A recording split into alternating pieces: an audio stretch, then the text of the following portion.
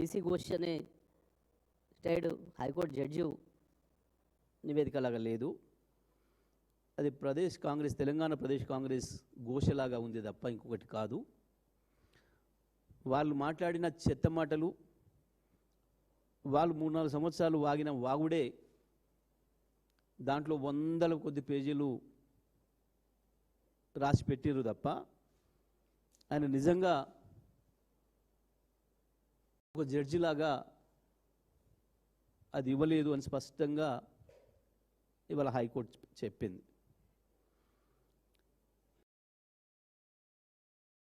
మేము స్పష్టంగా చెప్పినాం, వీళ్ళు ఆరోపణలు చేస్తూ ఉన్న కొద్దీ బయట చెత్తవాగుడు వాగడమే కాకుండా ఎన్నికలలో ప్రజల్ని మోసం చేసే పద్ధతుల్లో ఒక అబద్ధాన్ని 100 సార్లు చెప్పి నిజమని చెప్పి నమ్మించాలని చేసిన ప్రయత్నం, ప్రత్యేకించి ఇందులో కాళేశ్వరం అక్కడ కట్టడం ఇష్టం లేని ఆంధ్రప్రదేశ్కు సంబంధించిన కొంతమంది పెద్దల కుట్ర,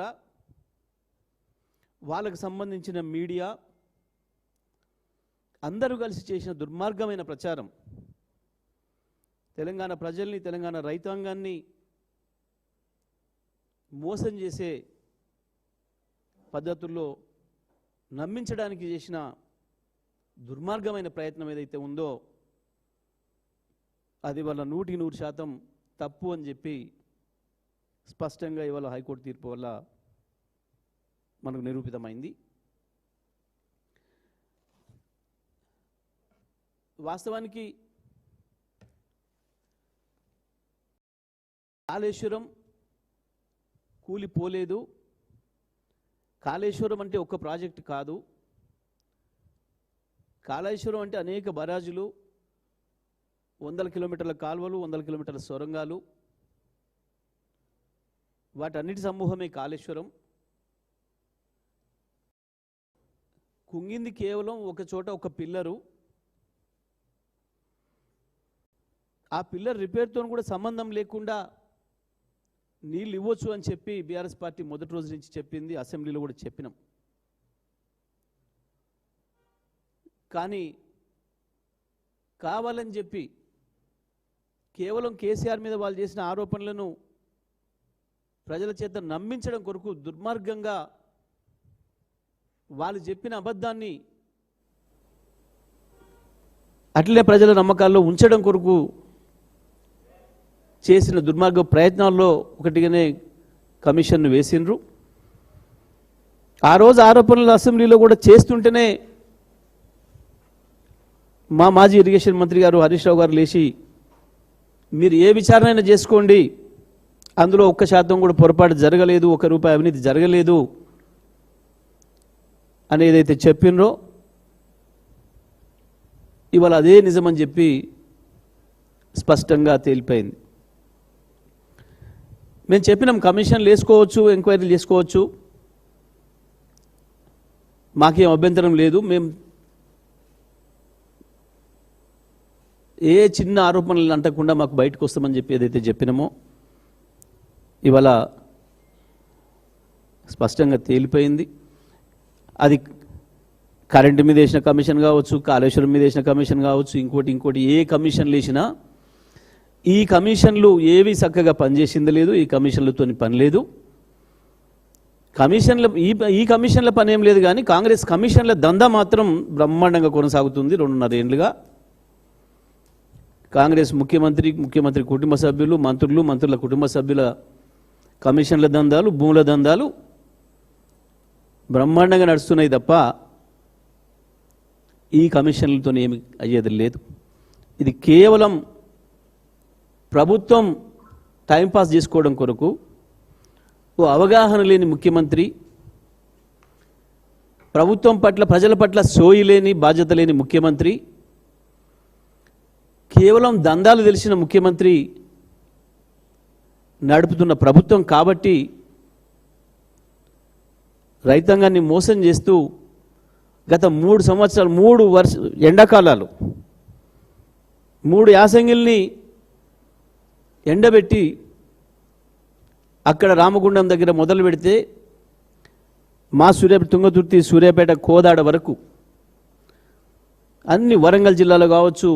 కరీంనగర్ జిల్లాలో కావచ్చు లక్షలాది ఎకరాల పంటల్ని ఎండబెట్టి రైతుల పాపం మూటగట్టుకున్నది ఈ కాంగ్రెస్ ప్రభుత్వం, రేవంత్ రెడ్డి ప్రభుత్వం. ఈ పని నుంచి ఎవడుగా మాట్లాడినా కాళేశ్వరంలో 1,00,000 కోట్ల అవినీతి ఎవడన్నట్టే చెప్పుతోని కొడతారు మా బీఆర్ఎస్ పార్టీ కార్యకర్తలు.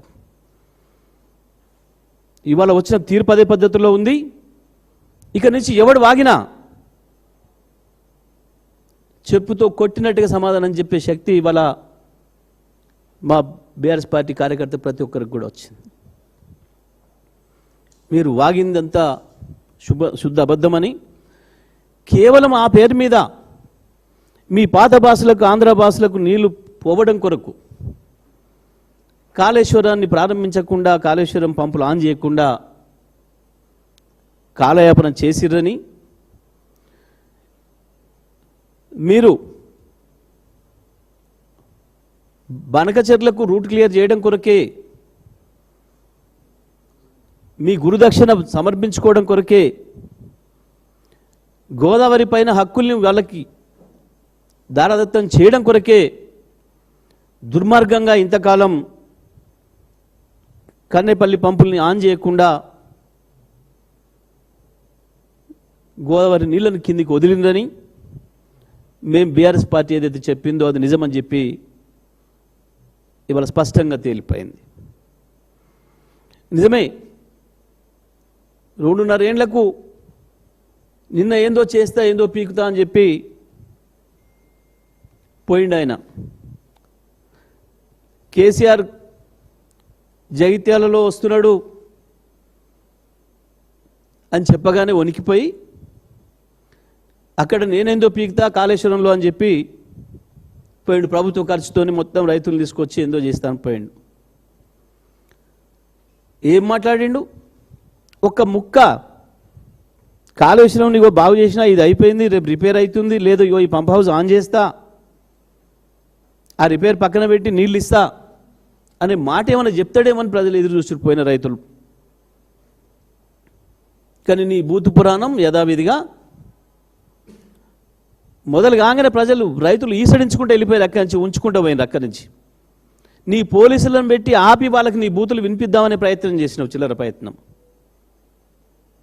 అయినా నువ్వు బలవంతంగా తెచ్చిన రైతులు కూడా ఆగకుండా వెళ్ళిపోయాను.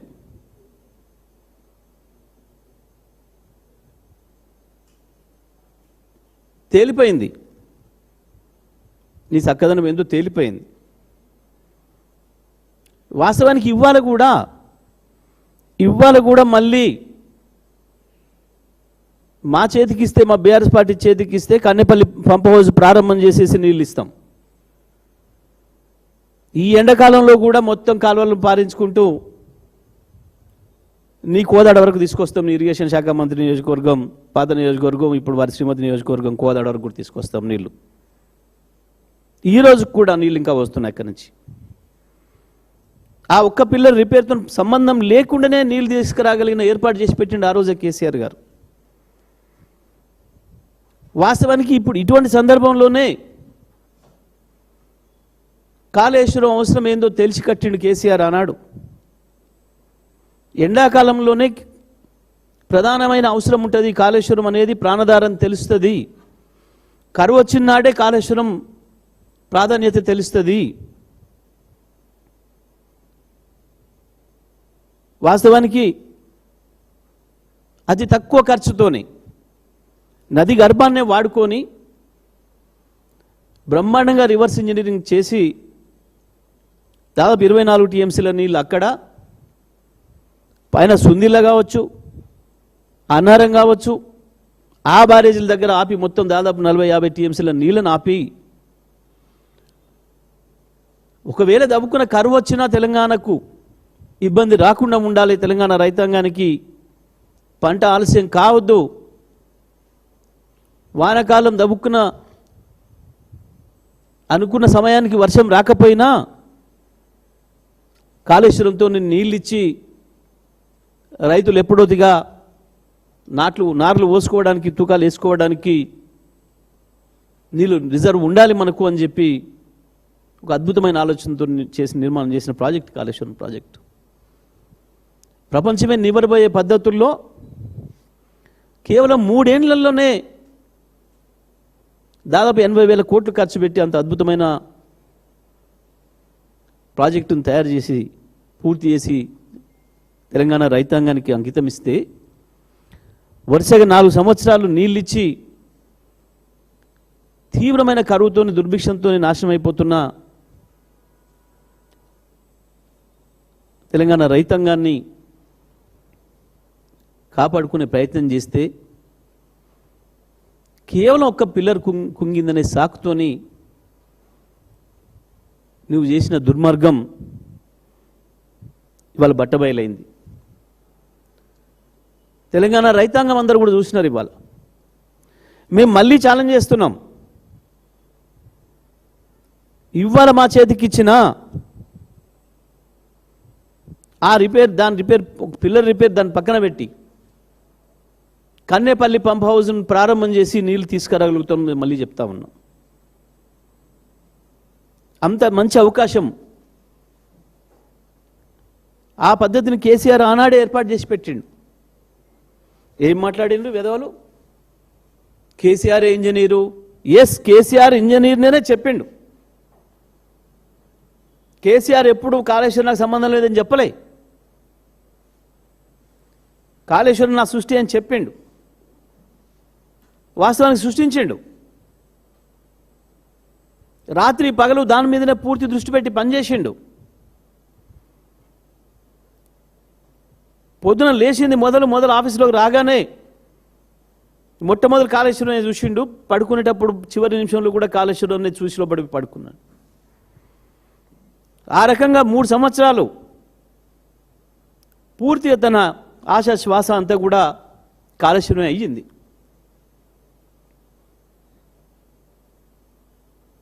ఓ గొప్ప గొప్ప టెక్నాలజీ సాధించమని చెప్పుకున్న ప్రపంచ దేశాలు అనేక దేశాలకు మించి గంత అద్భుతమైన అవకాశాన్ని తెలంగాణ రైతాంగానికి ఇచ్చిండు కేసీఆర్.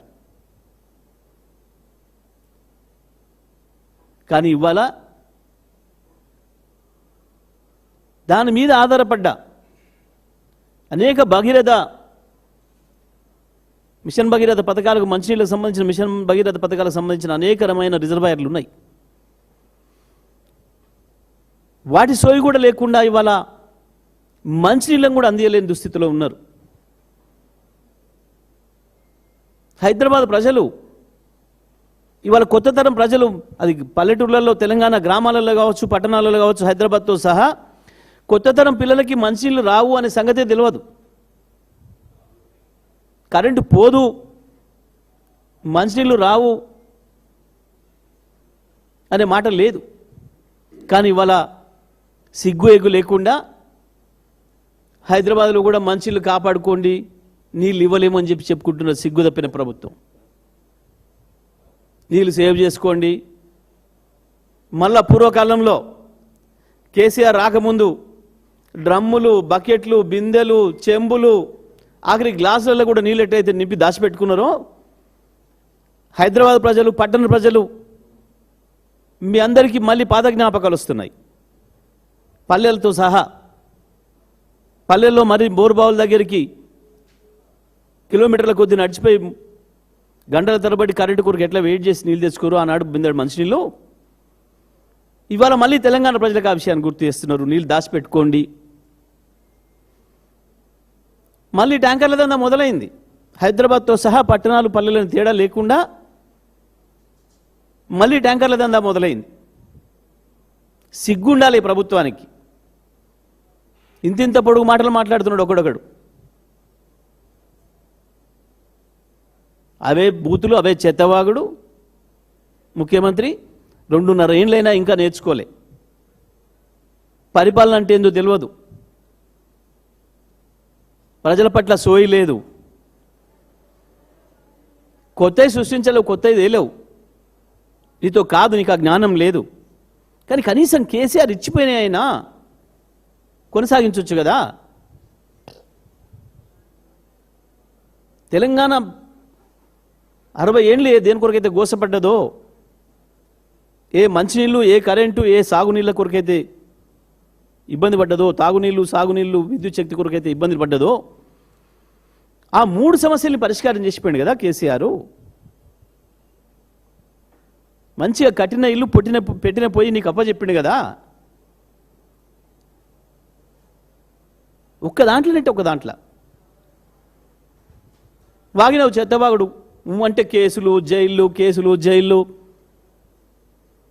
నీకు అనుభవం ఉన్న పనులు.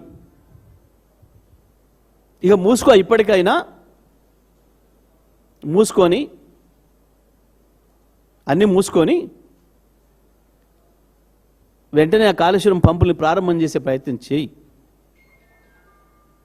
ఒక్క డీజీ కన్నేపల్లిలోని ఒక డీజీకి నిమికంచెలు చెప్తే చాలు, ఇవాళ ఆన్ చేయడానికి సిద్ధంగా ఉన్నాడు. కన్నేపల్లి పంప్ హౌజులు కేసీఆర్ కట్టేటప్పుడే చెప్పిండు. నడెండకాలంలో ఏప్రిల్ మే నెలల్లో కూడా ప్రాణహిత ఆ పేరే పెట్టింది, అద్భుతమైన పేరు పెట్టిండ్రు దానికి. ప్రాణహిత ఎప్పటికీ నీళ్ళు ఇస్తుంది. గోదావరి ప్రాణహిత కలవడం కంటే ముందు పై ప్రాంతం ఎండిపోతుంది. సంవత్సరానికి 6 నెలలు ఎండిపోయి ఉంటుంది. ప్రాణహిత కలిసిన తర్వాతనే గోదావరి జీవనది అవుతుంది. అందుకే దానికి అక్కడనే మనం ఒడిసిపట్టుకోవాలి అని చెప్పి మేడిగడ్డ దగ్గర బ్యారేజ్ కట్టింది, కానీ కన్నెపల్లి పంప్ హౌస్ పెట్టింది. కానీ ప్రాణహిత వచ్చి ఎదురుగా కలిసే చోట, గోదావరి కలిసే చోట ప్రాణహితకి ఎదురుగా పెట్టినాడు. ఆ దారాన్ని చక్కగా తీసుకొచ్చుకొని కన్నెపల్లి నుంచి లేపుకోవాలి నీళ్ళు అని. ఈ జ్ఞానం నీకు రాదు, 100 జనంలో ఎత్తినా. ఇక రైతులను ప్రేమిస్తే, తెలంగాణ భూముల్ని ప్రేమిస్తే వచ్చే ఆలోచన అది. నీలాంటి మూర్ఖులకు భూమి కనపడంగానే దానికి 4 రాళ్ళు బాతి గీతలు కొట్టి 10 రూపాయలకు ఎక్కువ కమ్మక దొబ్బే బేరగాన్లకి ఉండదు ఈ జ్ఞానం.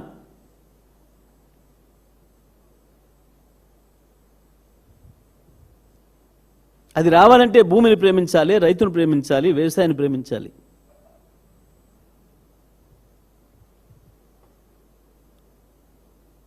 తెలంగాణ తేవడానికి ఎంత తపన పడ్డాడో అంతకు మించి తెలంగాణ భూమి ప్రతి ఇంచును సస్యశ్యామలు చేయడానికి అంతకు మించిన భగీరథ ప్రయత్నం చేసిండు కేసీఆర్. అందుకే సాధ్యమైంది. అది సాధ్యం చేసి చూపించిండు.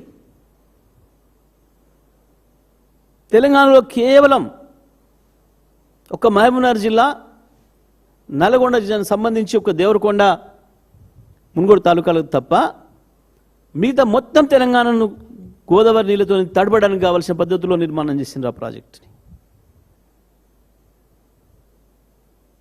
చేసి చూపించిండ్రు.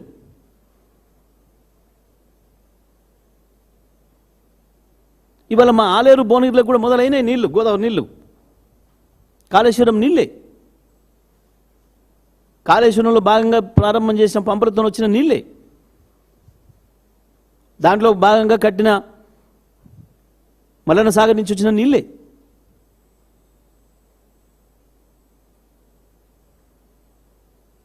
మూసి మురికి పీడ కూడా వదిలించాలని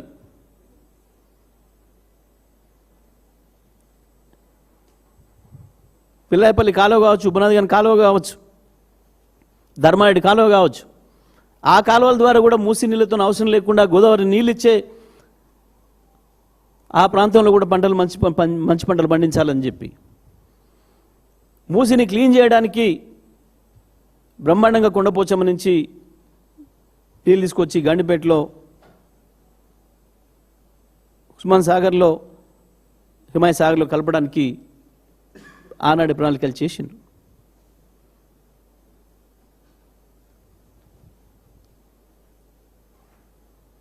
ఇంత అద్భుతమైన ప్రాజెక్టు నిర్మాణం చేసి ఒక అద్భుతమైన సస్యశ్యామల తెలంగాణని సృష్టిస్తే మీ దుర్మార్గమైన, మీ మూర్ఖపు ఆలోచనలతోని కేవలం శత్రువులకు పనికొచ్చే పద్ధతుల్లో మనను ముంచిన వాళ్ళు, ఇంకా మన నీళ్ళను కొల్లగొట్టాలనుకుంటున్న వాళ్ళు వాళ్ళకు అనుకూలమైన మీడియా వాళ్ళు ఆ నాయకులు సృష్టించిన దాంట్లో పడి కేవలం నీ పదవి కొరకు, నీ తుచ్చమైన పదవి కొరకు తెలంగాణ రైతాంగానికి ఇంత ద్రోహం చేసి వరుసగా 3 ఎండాకాలాల్ని, యాసంగిల్ని పొలాలు ఎండబెట్టి కేసీఆర్ను బదనాం చేయాలని చేసిన నీ నిర్వాకం ఇవాళ బయటపడిపోయింది. పూర్తిగా శుద్ధ అబద్ధమని తేలిపోయింది. కేసీఆర్ కడిగిన ముత్యంలాగా, ఒక మల్లెపూలాగా మళ్ళీ కేసీఆర్ ప్రభుత్వం వాళ్ళ ప్రజల ముందు నిలబడ్డది. ఇప్పటికైనా ఈ ప్రదేశ్ కాంగ్రెస్ ఘోషను ఏదైతే చెత్తబుట్టలో పడేసిందో హైకోర్టు, తెలంగాణ ప్రజలకు క్షమాపణ చెప్పి, తెలంగాణ రైతాంగానికి క్షమాపణ చెప్పి ఇవాళ ప్రారంభం చేయి. కన్నెపల్లి బ్రహ్మాండంగా ఉన్నాయి, సుందిల్ల మంచిగానే ఉంది, అన్నారం మంచిగానే ఉంది, వస్తాయి నీళ్లు. ఎల్లంపల్లికి కూడా వస్తాయి, అక్కడి నుంచి మిడ్మానేర్ నింపొచ్చు, ఇంకా మల్లన్న సాగర్ను నింపొచ్చు, ఆ నుంచి వెళ్ళి మాలేరు భువనగిరి దాకా దేవచ్చు. వానాకాలం ఈ సంవత్సరం కాలం కొంత కింది మీద అవుతుందన్న వార్తలు వస్తూ ఉన్నాయి. ఓవైపు వాతావరణ శాస్త్రజ్ఞులు చెప్తా ఉన్నారు కేసీఆర్ కట్టిందే దీని కొరకు, ఈ ఎండాకాలం కొరకు ఎటువంటి పరిస్థితులు వస్తాయని. సో వెంటనే తెచ్చి నీళ్ళు నింపిపెట్టు. ఎటువంటి కరువు వచ్చినా దాన్ని ధీటుగా ఎదుర్కొనే శక్తి కేవలం కాళేశ్వరంకే ఉంది.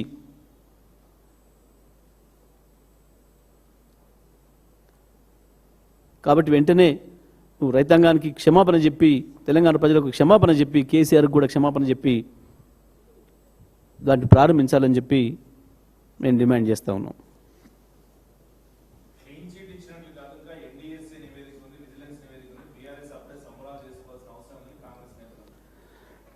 మేమేం సంబరాలు ఏం చేస్తలేము, ప్రజల తరఫున డిమాండ్ చేస్తున్నాం, తెలంగాణ రైతాంగం తరఫున డిమాండ్ చేస్తున్నాం. ఇప్పటికైనా బుద్ధి తెచ్చుకొని వెంటనే కన్నేపల్లి పంప్ హౌజులు ప్రారంభించి రాబోయే వర్షాకాలానికి కూడా కావలసిన నీళ్లను కూడా నిల్వ చేసుకునే అవకాశం ఉంది. కాబట్టి వెంటనే ఆ పని చేయమని మేము డిమాండ్ చేస్తున్నాం. ఇక ఈ నివేదికలు ఇవి మొన్న ఎన్డీఎస్ఏనే మొట్టకాయ ఇచ్చింది, ఈ పని ఇన్నేళ్ళు ఆపుతారా, వెంటనే ప్రారంభించండి అని చెప్పి అది కూడా చెప్తాం కొట్టిపోయింది మొన్న వచ్చి ఎన్డీఎస్ఏ కూడా. ఇంకేం కావాలి? అదే ఎన్డీఎస్ఏ మాట్లాడిపోయింది అంత మిత్ర మీడియాలో రిపోర్ట్ చేసిరు కదా, చెప్తాం కొట్టింది ఎన్డీఎస్ఏ, ఈ చిన్న పనికి ఎందుకు ఆలస్యం చేసిండ్రు అని. వాస్తవానికి చేయాలని చిత్తశుద్ధి ఉంటే నిమిషం కూడా అవసరం లేదు. నేను మళ్ళీ చెప్తున్నా, నీవు కన్నెపల్లి దగ్గర ఉన్న ఒక్క డీఈకి ఫోన్ చేసి చెప్తే చాలు, పంపులు ఆన్ చేస్తే పోయడానికి సిద్ధంగా ఉన్నాయి. ఇంకా కూడా ప్రాణహిత నుంచి నీళ్ళు వస్తూనే ఉన్నాయి. కొంత మేము చేసి చూపిస్తాము అని చెప్తున్నాం. ఇవ్వాలి కూడా మళ్ళీ టీఆర్ఎస్ పార్టీకి అప్పచెప్తే, కేసీఆర్కి అప్పచెప్తే రేపే పోయి ప్రారంభం చేస్తాం. మేము మళ్ళీ ఛాలెంజ్ చేస్తున్నాం, గా పని చేయమని చెప్తున్నాం మేము.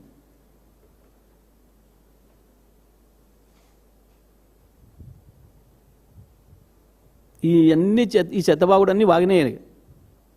నీ చెత్తబాగుడు అంతా కాదని చెంపమించిలో పడ్డది కదా, మూసుకోండి నోరు అని. ఇంకెందుకు వాగుతున్నారు?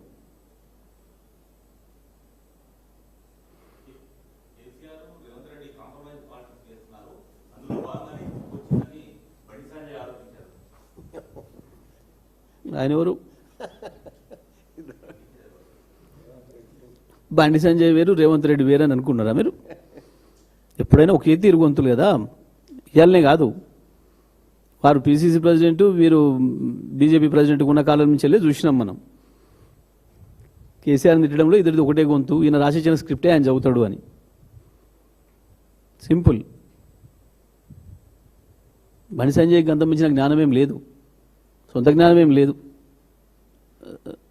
రేవంత్ అజ్ఞానంలోనే వారు కొంత పాలు పంచుకుంటారు అంతే.